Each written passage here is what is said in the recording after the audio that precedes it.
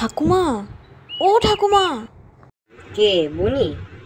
তোমার জন্য একটা খবর এনেছি, যেটা শুনলে তোমার একদম দিল খুশ হয়ে যাবে। বলে ফেলো, কি বক্তব্য তোমার? আরে না, বাসন্তীগঞ্জ স্পোর্টিং ক্লাবে এইবারে রজত জয়ন্তী, জানো তো। তাই এবারে কিনা কি সব হবে। ষষ্ঠীর দিন টালিগঞ্জের কোন নায়িকা আসবে উদ্বোধন করতে, আর সপ্তমীর দিনে মুম্বাইয়ের গায়ক আসবে। ও হ্যাঁ, পিসে দাদুর সেই ফেমাস ম্যাজিকও একটা ম্যাজিশিয়ান দেখাবে দশমীর দিন। কি কি বললি? বললাম পিসে দাদুর সেই ম্যাজিকটা। উফ, না না, সে তো বুঝলাম, কিন্তু আচ্ছা, কে সেই জাদুকর? সে তো জানি না। ক্লাবের নিখিল কাকু কারোর নাম বলছে না যে। সেই গায়ক, নায়িকা, জাদুকর কারোর না, বলছে নাকি খুব বড় সারপ্রাইজ। এইবারে লাহিড়ি বাড়িতে আবার যদি পুজো হয়, কেমন লাগবে তোর? তাহলে তো এইবারটাই হবে সবচেয়ে বেস্ট, না না না, বেস্টেস্ট পুজো। তোর আর বাংলা ভাষা ঠিক হলো না। যাকগে, মহাদেবকে ডেকে দে তো একটু। ঠাম্মি, আমি তোমাকে অনেক দিন ধরে এই ছেলেটার ম্যাজিক দেখাতে চাইছিলাম। একেবারে চুম্বেশ্বরী ম্যাজিক, দেখো। উনি? হ্যাঁ ঠাকুমা।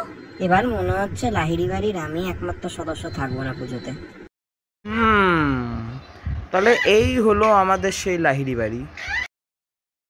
কাউকে কি খুঁজছেন? লীলাবতী লাহিড়ি আছেন এখন বাড়িতে? একটু দাঁড়ান। ঠাকুমা, ও ঠাকুমা, একটা ছেলে দেখা করতে এসেছে তোমার সাথে। আসতে দে। তাহলে তুই কলকাতা থেকে একা একাই এলি? কি করব বলো পিসি ঠাম্মা, মা যাচ্ছে মামা বাড়ি আর বাবা যাচ্ছে মলদ্বীপ, তো দুজনেই তো আসতে পারবে না, ওই জন্য একা একাই আসতে হলো কলকাতা থেকে। বুনি, যা তো একটু চারপাশটা ঘুরিয়ে আন তোর দাদা। সব উনি। আমার নাম ইশিকা। নি, ঝগড়া না করে দাদাকে ঘুরিয়ে আন। ঠাম্মির তুমি কে হও? আসলে পিসি ঠাম্মা হলো আমার বাবার পিসি। ও, তার মানে তুমি বড়দাদুর নাতি। জানো, তোমরা কেউ দেখা করতে আসো না বলে ঠাম্মির কত কষ্ট। এই যে এইবার এসেছি, পুরো পুজো এখানেই কাটাবো। আচ্ছা, ভাসান কোথায় হয়? সেই ঘাট একটু দূরে আছে, কিন্তু আমাদের বাড়ির ভাসান হতো অন্য ঘাটে। সেইখানে বড়দাদুর দুর্ঘটনার পর কোনোদিনই আর ভাসান হয়নি। ঘাটটা নাকি ভুতুরে। তাই নাকি? হ্যাঁ, অন্ধকারের পর সেখানে যেতে মানা করে। আচ্ছা, আজ তো সবে চতুর্থী, এখন থেকে ভাসান নিয়ে ভেবে তো কোনো লাভ তা নেই। ঠিক, তবে একবার তোকে আমায় ওই ভুতুরে ঘাটে নিয়ে যেতেই হবে, একবারটি দেখবো। আচ্ছা, তাহলে কাল নিয়ে যাব তোমায়।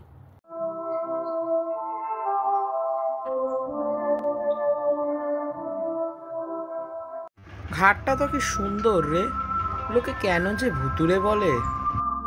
কি আর করবে বলো, গুজব যে ভালো খবরের চেয়ে বেশি ছড়ায়। কেউ আসে না এখানে। সত্যি বলতে ঠাম্মি এখানে স্নান করতে আসে, কিন্তু আমাকে কোনোদিনই নামতে দেয় না। বলে যে শুধু সে নামলেই কিছু হবে না। আচ্ছা, তুই তো প্রথম থেকেই দেখছিস পুজোর প্রস্তুতি, কেমন লাগছে বলতো? কোনোদিনই এই পুজো দেখিনি, সব সময় ক্লাবের পুজো দেখেছি। নিজের বাড়িতে পুজো হলে খুব মজা হয় জানো তো। সেই 1987 সালে লাস্ট হয় লাহিড়ি বাড়ির পুজো, তখন তো আমি জন্মাইনি। আচ্ছা, হঠাৎ তুমি কেন কলকাতা থেকে এই গ্রামে এলে? ইশিকা, যেমন এইটা তোর বাড়ি, তেমন যে এইটা এক প্রকার আমারও বাড়ি। নিজের বাড়ির চেয়ে উত্তম পুজো হয়? একদম না। আচ্ছা, দাদু ভাইয়ের ঠিক কি হয়েছিল? খুব বিস্তারিতভাবে জানি না, দাদুর কাছেই শুনেছি সব। ঠাকুমা একবার বলতে গিয়ে ভেঙে পড়েছিল। বড়দাদু জাদু দেখাতে পারেনি। মায়ের ত্রিশূল নিয়ে নদী ভেদ করে বেরোনোর জাদু, কিন্তু তার দেহ কোনোদিনই পাওয়া যায়নি। একটা বাক্সে শেকল দিয়ে বেঁধে দেওয়া হতো, জলের তলায় শেকল ছাড়িয়ে ত্রিশূল নিয়ে বেরোতো। কিন্তু সেইবার কী যে হলো, কি করে হলো, কেউ কিছুই জানল না। পুলু, এই পুলু, বাপকে খুঁজতে এসেছিস তো? সে তো আর নেই। ও হলো ভোলা, ওকে বাদ দাও। ও হলো পুরো পাগলা। আধা আছিস, ভাসিস না।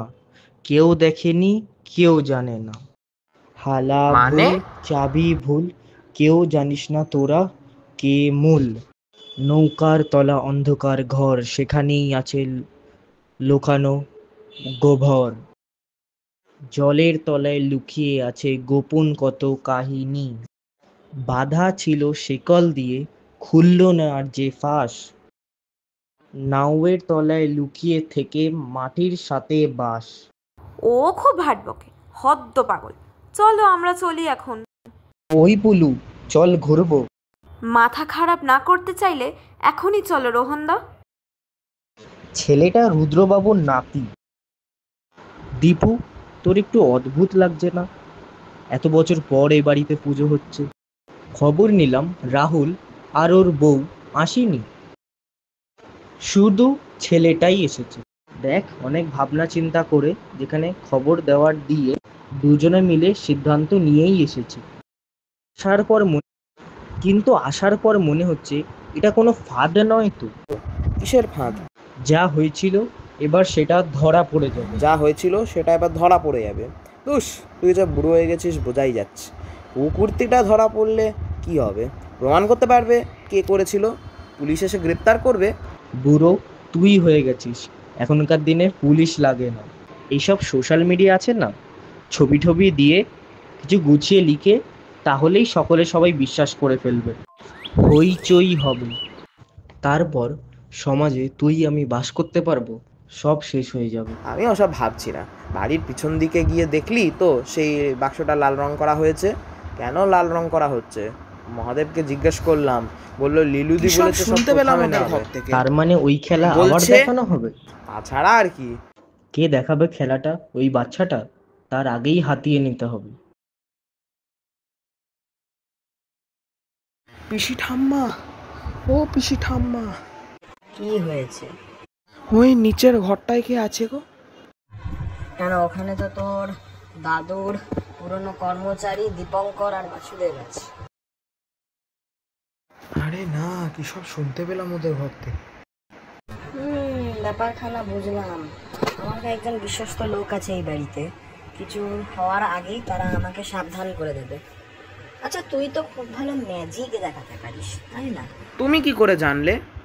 তুই নাকি আগুনের বল বানিয়ে সেটাকে হাতে লোকালোকি করতে পারিস ছেঁড়া কাগজ থেকে। বুনি একদিন আমাকে তোর ম্যাজিক দেখিয়েছিল। তুই তোর মুখ টুক কিছু দেখাস না, মুখে কথাও কিছু বলিস না, কিন্তু আমি এই জন্যই বুঝলাম ওটা তুই। তার কারণ যে ম্যাজিকটা তুই দেখাচ্ছিলিস সেটা হলো পিওর লাহিড়ি বাড়ির ম্যাজিক।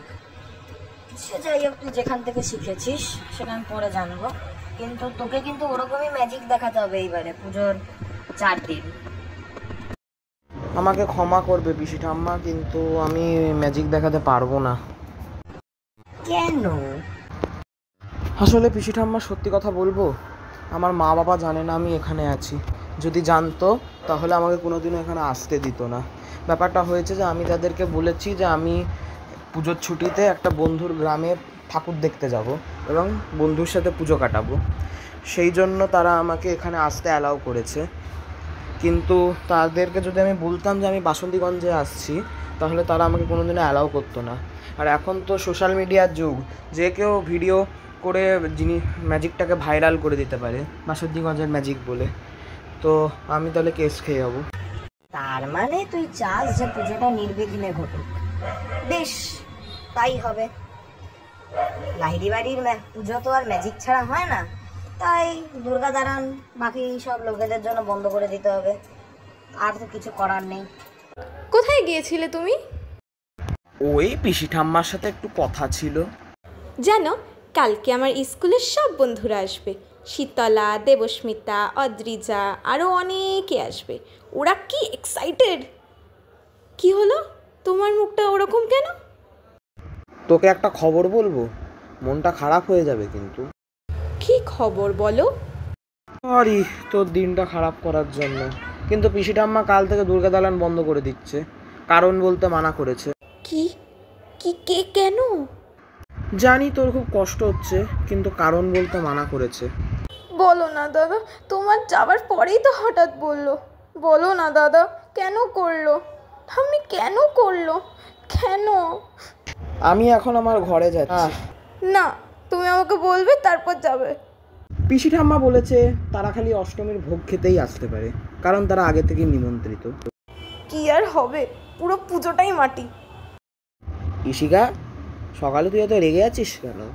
তুই কি পিসি ঠাম্মাকে কোথাও দেখেছিস? তুমি কিন্তু এখনো বললে না যে ঠাকুমা এটা কেন করলো। আমি তোকে পরে নিশ্চয়ই বলবো, কিন্তু আমাকে আগে বল পিসে ঠাম্মা কোথায়? বাসুদেব আর দীপঙ্করও ঘরে নেই, আমার চিন্তা হচ্ছে। অপয়া ঘাটে স্নান করতে গেছে, কিন্তু যেও না, না হলে বলবে আমি আবার বলেছি কেন। হয়তো তারপর রেগে গিয়ে পুজোটাও বন্ধ করে দেবে। কাউকে আর আমাকের মধ্যে অনেক বড় তফাৎ। তুইও বরঞ্চ চ আমার সাথে। মন নেই, তুমি যাও। বেশ, তবে আমি চললাম। কোথায় ছিলে গো তুমি পিসি ঠাম্মা? এই তো এই ঘাটে এসে ডুব মারছিলাম। আচ্ছা তুমি আমাকে বলো, তুমি খাওয়া দাওয়া করেছো তো?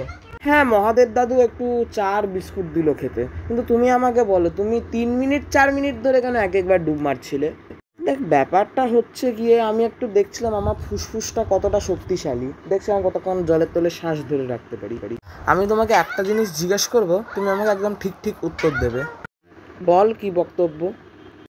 ভোলার কবিতাটা নিয়ে আমি অনেক ভাবলাম, বুঝলাম অনেক সার্চ করেও দাদুর দেহটা খুঁজে পাওয়া যায়নি, কারণ দাদুর দেহটা লুকোনো ছিল এই নৌকাটারই তলায় এক সিক্রেট চেম্বারের মধ্যে, যে নৌকাটায় তাকে শেষবারের জন্য ম্যাজিক দেখানোর জন্য নিয়ে যাওয়া হয়েছিল। সেই অবস্থাতেই দাদুকে এখানে নৌকাশুদ্ধ সমাধিস্থ করা হয়েছে। কিন্তু কেন পিসি ঠাম্মা? হ্যাঁ, একটা জিনিস আমি কিছুতেই বুঝে উঠতে পারছি না। নৌকার তলায় যদি ট্র্যাপডোর থাকে, সেখানে দাদুর দেহ থাকলে কেউ দেখতে পেল না, আর জলের তলায় ওই ট্র্যাপডোর খুললে তো নৌকার খোলের মধ্যে জল ঢুকে তো নৌকাটাই ডুবে যাবে। শেষবার যখন তুমি ডুব দিলে, তখন তুমি 3 মিনিট 12 সেকেন্ড পর্যন্ত তুমি ডুব দিয়ে থাকলে। আমি জানি তুমি কি প্র্যাকটিস করছো। লাল বাক্সটাকে তুমি রং করিয়েছো, তার মধ্যে তুমি দুর্গার 108টি নাম লিখতে বলেছো। দাদুর ওই খেলাটা তুমি আবার দেখাতে চাও। প্রাণ চলে গেলেও যে ওই খেলাটা আমাকে দেখাতেই হবে। প্রাণ যাওয়ার আগে আমাকে উত্তরটা জানতেই হবে যে কিভাবে সেই দিন দুর্ঘটনাটি ঘটেছিল, না হলে আমার আত্মা যে শান্তি পাবে না। হারান্দা, আমি আর মহাদেব সেইবারে একাদশীর দিন মধ্যরাতে করেছিলাম। হারান্দা ছড়া কেটে সূত্রগুলো ভোলাকে মুখস্থ করিয়ে গেছে, হয়তো একদিন কেউ জানতে পারবে বলেই। কেন করেছিলাম সেটাও ঠিক সময়ে বলে দেবো তোকে।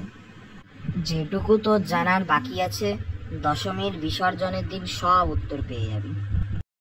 পিসি ঠাম্মা, একটা অনুরোধ করব। দেখো, বুনি জীবনে প্রথমবার লাহিড়ি বাড়ির পুজো দেখছে, এবং আমি চাই না যে ও এই পুজোটা মনের দুঃখে কাটাক। দেখো, আমায় ম্যাজিক দেখাবো না বলে তুমি দুর্গা দালান বন্ধ করে দিয়েছো, এবং বাইরের লোক আসছে না, তাতে বুনির বন্ধুরাও বুনির সাথে দেখা করতে আসতে পারছে না। আর বুনিকে তুমি ক্লাবের পুজোতে যেতে মানা করেছো বলে বুনি তার বন্ধুদের সাথে দেখা করতেও যেতে পারছে না। ও খুব কষ্ট পেয়েছে জানো তো পিসি ঠাম্মা, মনমরা হয়ে বসে আছে। তুমি একটু প্লিজ ওর বন্ধুদেরকে পুজো দেখতে আসার পারমিশন দাও, এবং প্লিজ তুমি ওকে একটু ক্লাবের পুজো দেখতে যেতে দাও। ও তাহলে মনের আনন্দে পুজোটা কাটাতে পারবে। প্লিজ পিসি ঠাম্মা, প্লিজ।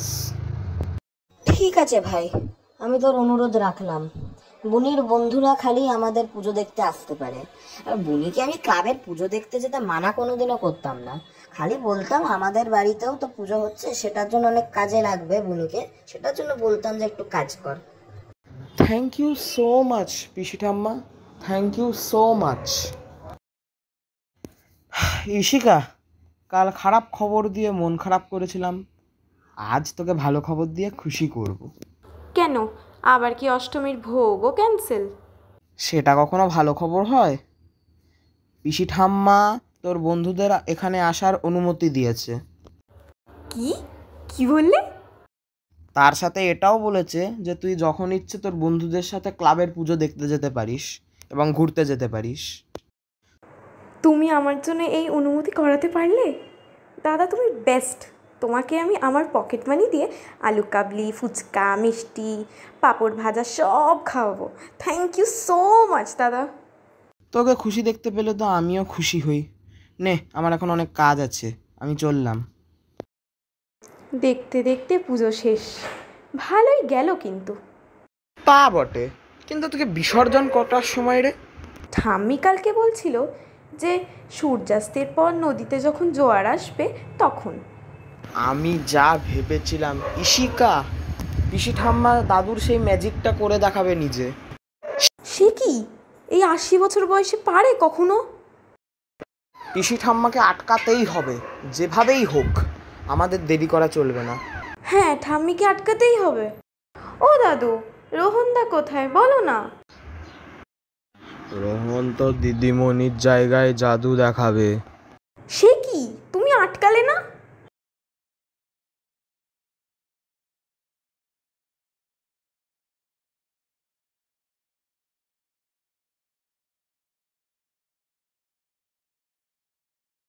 এখনো মনে হচ্ছে আমাকে জলে ফেলা হয়নি, মনে হচ্ছে এবারে ফেলেছে আমাকে জলে। দেখি এবার আস্তে আস্তে আমাকে তাড়াতাড়ি খুলে বেরিয়ে যেতে হবে। আমার হাতে পায়ে পুরো শেকল বাঁধা, ত্রিশূল নিয়ে বেরোতে হবে, তাড়াতাড়ি করতে হবে। এই যে দুর্গা প্রতিমা, এখান থেকে ত্রিশূল নিয়ে তাড়াতাড়ি করে নদী ভেদ করে বেরোতে হবে, এটাই ম্যাজিক। কি আমার চারপাশে আরেকটা শিকল জড়িয়ে যাচ্ছে। দেখি এই শিকলটা তো ছিল না, কোথা থেকে এলো এই শিকলটা? কি আমার দম বন্ধ হয়ে আসছে, অসুবিধা হচ্ছে আমার শ্বাস নিতে। কি আটকা আটকা পড়ে গেছি আমি। দেখি শিকলটা ছেড়ে গেছে, কেউ একটা সামনের দিকে ঠেলে দিচ্ছে। এই যে দুর্গা প্রতিমা, এবার তাড়াতাড়ি ত্রিশূলটা নিয়ে বেরোতে হবে। দিদিমণি, 2 মিনিট তো হয়ে গেল, এখনো তো বাবু বেরোলো না। ওই দেখো লাহিড়ি বাড়ির ছেলে ত্রিশূল নিয়ে বেরিয়েছে।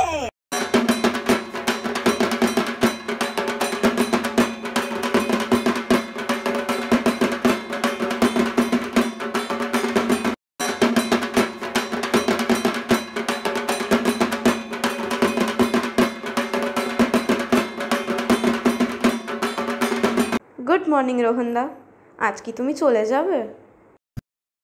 পুজো তো শেষ, এবার তো যেতেই হবে। আবার আসবে তো দাদা? ইশিকা, আমি কি চিরকালের জন্য যাচ্ছি? আবার নিশ্চয়ই আসবো, নিশ্চয়ই। আমি এই পুজোটাকে কোনো দিনও ভুলবো না, আর তোমাকে তো একদমই না। আবার যখন পুজো হবে আবার চলে আসবো, আবার মজা করব, আবার ফুর্তি করব। তুই কাল রাতে জেদ ধরে যেটা করেছিস আমার একদম পছন্দ হয়নি, কিন্তু আমার খুব গর্বও হয়েছে। কালকে যখন জাদুটা দেখাচ্ছিলাম, আসলে ব্যাপারটা হয়েছে যে আমি বেরিয়েছি বাক্স থেকে, কিন্তু তারপর নিচ থেকে যেন মনে হচ্ছিলো আরেকটা শিকল জড়িয়ে ধরছে। তারপরে কে জানে পিছন থেকে কে একটা এসে ধাক্কা দিল, দিয়ে আমার শিকলটা ছেড়ে গেল, দিয়ে আমি ত্রিশূল নিয়ে নদী ভেদ করে বেরিয়ে গেলাম। আর তুমি আমাকে যে নৌকার নকশাটা দেখিয়েছিলে, আরেকটা জিনিস বুঝে গেছি তাতে। নৌকার খোলের বাইরের দিকে নিচে সিক্রেট চেম্বারটা ছিল, আর ওখানেই কেউ রেখে দেয় দ্বিতীয় শিকলটা। ওখানেই ছিল দাদু, তাই খোলে জল ঢুকে নৌকা ডোবেনি আর দাদুকেও খুঁজে পাওয়া যায়নি। যে এই অন্তর্ঘাতটা করেছে সে খুব বড় জাদুঘর, তারও হিসেব আছে। গুপ্ত কক্ষটা কিভাবে নিজের থেকে খুলে গিয়ে ঘূর্ণির টানে শিকলটা বের করে আনবে কেউ বুঝতে পারিনি। আমরা 38 বছর আগে বা কালকে রাতে কখন এই কাজটা লুকিয়ে নিঃশব্দে করা হয়েছে। জেলে পাড়ার ছেলেরা 24 ঘন্টা নজরদারিতে রেখেছিল নৌকাটা, কিন্তু নতুন জিনিস ভাবিয়ে তুললো আমাকে। ঘূর্ণির ব্যাপারটা কি বলতো? ঘাটের একটু দূরে নদীর তলায় একটা পাথর আছে, স্বাভাবিক প্রাকৃতিক পাথর। কোনো এক কালে কোথা থেকে হয়তো ভেসে এসেছিল। এই পাথরটার জন্য একটা ব্যাপার হয়, নদীতে জোয়ার আসার আগে জলের তলায় যে চোরা টান হয়, পাথরটায় ধাক্কা খেয়ে একটা ঘূর্ণি হয়, জলের তলায় তৈরি হয় একটা খুব শক্তিশালী টান। এই বংশের জাদুকররা সব রকম প্রাকৃতিক ব্যাপারগুলো জাদুর অঙ্গ হিসেবে ব্যবহার করে এসেছেন। দাদাও তাই করেছিল। ঠিক জোয়ার আসার আগে ঘূর্ণির যে টানটা আসতো সেটা অঙ্ক করে রেখেছিল। মা দুর্গার হাতের ত্রিশূলটা এমন করে লাগানো হতো যে ওই টানে খুলে গিয়ে সামনে চলে আসতো। আচ্ছা, অন্তর্ঘাতটা কে করিয়েছে? দীপঙ্কর আর বাসুদেব তো কালকে থেকে ওদের ঘরে নেই, তাহলে কে করিয়েছে? ওরাই কি কিছু করিয়েছে? এই যে অন্তর্ঘাতটা করা হয়েছে, দ্বিতীয় শেকলটা ঠিক মতো রেখে দেওয়া, সেইটা একটা খুব বড় জাদুকরই করে থাকতে পারে। কিন্তু ব্যাপারটা হলো যে কে করেছে সেটা এখনো পর্যন্ত আমরা জানি না। দীপঙ্কর বা বাসুদেব যে করেনি সেটা খুব ভালো করেই জানি, তার কারণ ওদের পক্ষে ওটা করা সম্ভব নয়। আর দাদুকে কেন খুঁজে পাওয়া যায়নি তার একটা কারণ আছে। ব্যাপারটা হয়েছে যে লাহিড়ী বাড়ির যে একটা প্রথা আছে, কোনো জাদুঘর যদি জাদু দেখাতে গিয়ে যদি মারা যান তাহলে তার দেহ কাউকে দেখানো চলবে না। সেই কারণেই একাদশীর দিন রাত্রিবেলা আমি, হারান্দা আর মহাদেব তিনজন মিলে গিয়ে তাকে গুপ্ত কক্ষে ঢুকিয়ে সমাধিস্থ করেছিলাম নৌকার সাথে। নে স্নান টান করে নে, তারপরে তো আবার তুই চলে যাবি। তো ঠিক আছে, আবার আসবি কোনো এক বছর, আবার দেখা হবে আশা করছি। ও হ্যাঁ, তোমাকে একটা জিনিস বলতে ভুলে গেছিলাম। আমি তোমাকে বলেছিলাম না যে মা বাবা কেউই আমার এখানে আসার ব্যাপারে জানে না। কোনোভাবে বাবা জানতে পেরে গেছে এবং বাবা আমাকে নিতে আসবে। পুলু তো এই বাড়ির চৌকাট আর মারাবে না মনে হয়।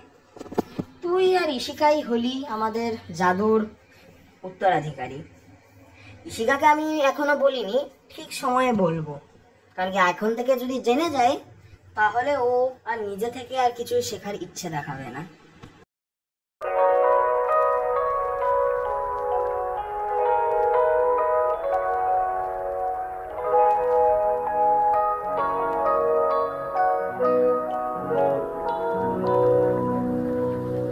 রূপমদা, আমার একটু তোমার সাহায্য লাগবে।